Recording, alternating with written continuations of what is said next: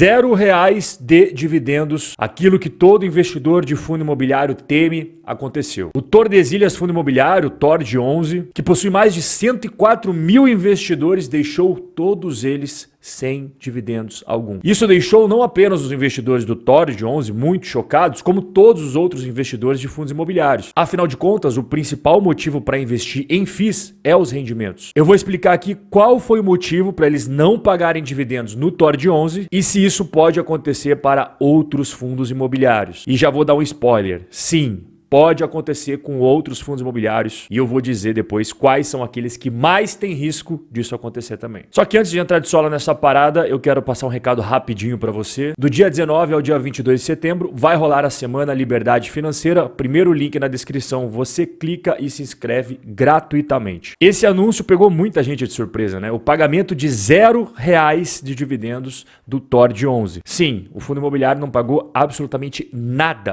nem um centavinho, para mais de 104 mil cotistas deste fundo. A gestora do fundo imobiliário mencionou que, apesar de ter tido caixa positivo nas operações mensais do FII, ela optou em não pagar nada para proteger o próprio fundo imobiliário. Esse anúncio pode ter pegado muita gente de surpresa, mas não para os Robin Holders. Você que já me acompanha há algum tempo e assiste os meus vídeos, vai lembrar daqueles 2 vídeos recentes que eu fiz falando sobre os fundos imobiliários de papéis. Só para você que está chegando agora entender, fundo imobiliário de tijolo, eles compram imóveis para alugar, ou seja, os rendimentos são provenientes dos aluguéis desses imóveis. Já os fundos de papéis, eles compram renda fixa do mercado imobiliário. Ou seja, em outras palavras, se trata de títulos de dívida, empréstimos do mercado imobiliário. E não é de agora que eu explico para os Robin Holders sobre todos os riscos que existem nos FIIs que buscam uma alta rentabilidade. Olha só, lá em 20 de abril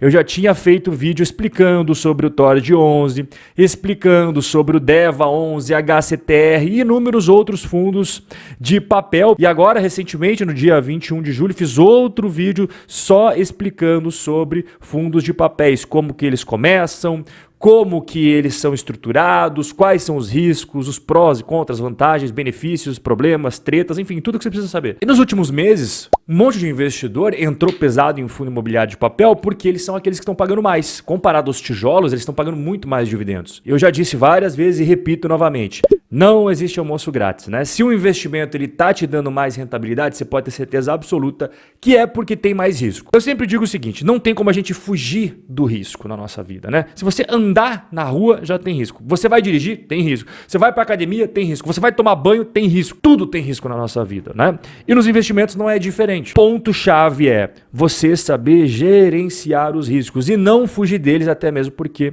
isso é impossível. Você pode investir no que você quiser? Sim, você pode. Você pode ter um fundo imobiliário que você quiser? Sim, inclusive aqueles mais arriscados que te pagam mais. Desde que você faça um gerenciamento de risco inteligente. Já que aquilo que tem mais risco paga mais, vamos entender da onde que vem a rentabilidade dos fundos imobiliários de papéis? Ela vem dos pagamentos dos empréstimos atrelados aos CRIs, que são aqueles empréstimos imobiliários que eu comentei contigo, e em segundo ponto vem da atualização monetária desses empréstimos, juros e atualização monetária, juros, atualização monetária. Este exemplo real com os dados do HCTR11 mostra exatamente isso que eu expliquei para você. Aqui em cima você vê as receitas de CRI em cada um desses meses. Então, ó, 39 milhões, 48 milhões, 33 milhões. Beleza.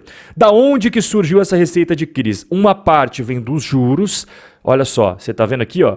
E uma parte vem da correção monetária. Então, o que você percebe analisando as duas fontes de receita dos CRIs? Os juros costumam possuir maior estabilidade, oscilando pouco quanto entra todos os meses. Já a parte da correção monetária oscila muito mais, porque quando a inflação explode, os ganhos com a correção também explodem. Mas quando a inflação fica meia boca, fraquinha, isso também repercute aqui, com menores valores da correção monetária. Geralmente, quando um fundo de papel tem uma redução nos rendimentos, é porque a inflação deu uma desacelerada e ele acaba ganhando menos com a correção monetária. Segundo ponto a entender é qual que é a origem desses empréstimos. Pensa o seguinte comigo, quem empresta dinheiro para um servidor público que ganha aí seus 30 mil reais por mês, descontando direto na folha, tem um risco pequeno, né? Então, por causa disso, os juros vai ser menor. Agora, para quem empresta para um cara sem carteira assinada, que faz um bico aqui, um bico lá e ganha R$ 1.500 por mês, o risco, obviamente, é muito maior do que comparado à nossa primeira opção. Então, a taxa de juros vai ser maior também. No caso do TORD 11, esse aí que deixou de pagar os dividendos mensais, ele é um fundo imobiliário de papéis focado no setor de multipropriedade. O que é multipropriedade? São aqueles imóveis que indivíduos distintos compartilham a mesma propriedade. Por exemplo, é muito comum hotéis, resorts, beach parks, né? O investidor visita, gosta, não sei o que lá, e acaba comprando aquele imóvel em copropriedade com outros. É comum que o preço total da venda ele seja dividido por 52, que é o número de semanas que nós temos no ano. Então, cada investidor que pega uma dessas 52 partes, ele acaba tendo direito a usar 7 dias por ano aquele resort, aquele beach park ou aquele hotel. E é claro que eles avisam, né, o resort ou hotel tal, qual o período do ano que eles vão querer usufruir daquele imóvel, aqueles 7 dias que ele tem direito, né? Para que não haja problemas de confronto com a agenda do outro, porque às vezes todo mundo vai querer ir do feriado, né? E ninguém às vezes vai querer ir ali no meio de um mês que não tem feriado e tudo mais. Então tem que deixar tudo isso azeitadinho antes. Só que qual que é o problema desse segmento específico de multipropriedades? Eles não são produtos de primeira necessidade, né? Convenhamos, você comprar uma fração ali de um beach park, de um resort, não é um item de extrema necessidade na sua vida. Então quando o seu orçamento começa a apertar, você costuma cortar tudo aquilo que não é essencial. E como o TORD 11 ele está bastante investido no setor de multipropriedade, ele acabou sendo prejudicado pelo aumento da inadimplência dos compradores desses projetos e também dos cancelamentos dos contratos de compra nesse setor. E vale lembrar aqui outro ponto específico muito importante do TORD 11. Quase 40% do patrimônio do fundo está em projetos de desenvolvimento de empreendimentos imobiliários de multipropriedades também, ou seja, diretamente na construção ali daqueles imóveis para uma futura venda. Esses investimentos, eles geram recursos para o TORD 11 de acordo com a evolução do empreendimento. Mas quando existe essa alta inadimplência que eu comentei contigo e o cancelamento de vendas, as obras precisam ter seu cronograma refeito. Como tinha muita gente inadimplente, foi realizado o cancelamento dos contratos com aquelas pessoas que estavam em atraso aí 5 meses ou mais. Só que para você concluir esse cancelamento, que a gente chama no jargão no mercado de distrato, é preciso devolver uma parte daquele dinheiro que foi recebido pela construtora lá atrás. Então vamos lá, só para a gente juntar todos os pontos, bora pro resumão aqui para você não perder a ideia. O TORD 11 tem CRIs, ou seja, empréstimos ligados ao setor imobiliário, especificamente no caso dele de hotelaria, resorts, beach parks, multipropriedades. Mas ele, além desses CRIs, que são apenas os empréstimos, ele também tem participação direta no desenvolvimento dos imóveis de hotelaria, resorts e beach park. Então você percebe que ele tem uma grande exposição em multipropriedade. Só que esse segmento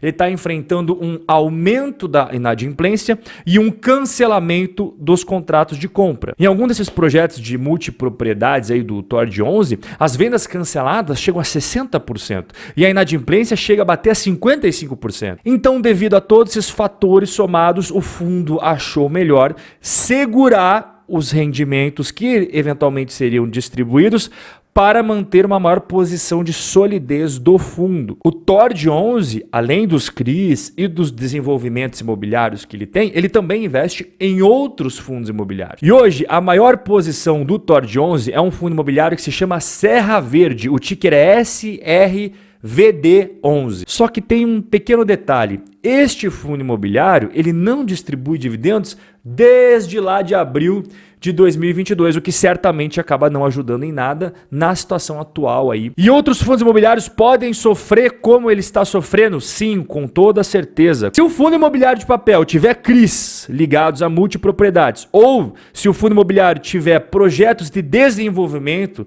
ligado a multipropriedade, não importa se ele tem participação direta em equity ou apenas nos CRIs, ele vai estar está exposto, obviamente, ao mesmo cenário que o TORD 11. E quais seriam aqueles fundos imobiliários que têm uma boa exposição às multipropriedades? Além, é claro, do TORD 11. Nós temos aqui o HCTR, olha só, então você vê que ele tem exposição aqui à multipropriedade, veja só, parques temáticos. Nós também temos o DEVA 11, olha só, você está vendo aqui, ó, multipropriedade, então ele também tem. Quais são as lições que você precisa levar hoje? Não existe almoço grátis, quanto maior a rentabilidade, tenha certeza do maior risco. Problemas acontecem, nunca esteja exposto a um único investimento. Ah, só vou investir em fundos imobiliários de papel que pagam bastante. Não, diversificação salva. Tenha tijolos e tenha papel. Tenha galpões logísticos, escritórios, shopping centers, fundos de papel mais arriscados, fundos de papel menos arriscados. Tenha também renda fixa, investimentos no Brasil, investimento exterior, aí é garantia que você vai dormir bem à noite. E a última lição, não fuja do risco. Isso é burrice. O investidor inteligente, ele gerencia os riscos adequadamente. Ele não foge dos riscos, né? Ele entende o que cada investimento tem a oferecer de pró e de contra, vantagens e desvantagens. E ele coloca tudo isso contextualizado dentro de uma carteira bem diversificada, bem sólida, sabendo por que ele está colocando ali dentro. Nosso bate-papo chegou ao final, um forte abraço e até a próxima.